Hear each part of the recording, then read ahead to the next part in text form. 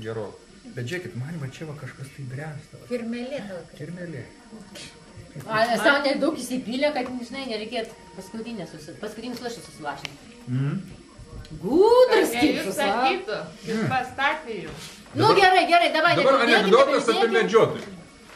Negalima medžioti, viskas uždrausta medžioklė. Bet anekdotą gali? Ne. Tada nebus anekdotą. Ne, eisim šaudyti. Подпольно. Medžioti neįsim, bet Medžiot negalima, eisim šaudyti.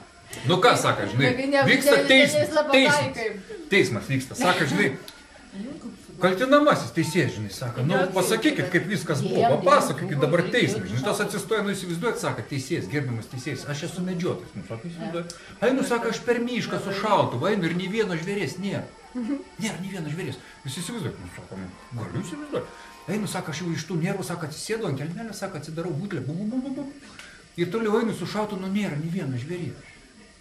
Absurdas, teisės, taip.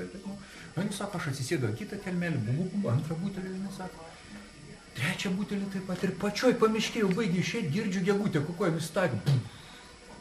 Nukentėjusysis, nu, a kaip dabar, jūsų akimis žiūrint viskas buvo, nu, ką, per mišką, žiūriu, gatvas, medžiotas už šautų, aš įlipu po jį medį ir reikia kurvo nešauti.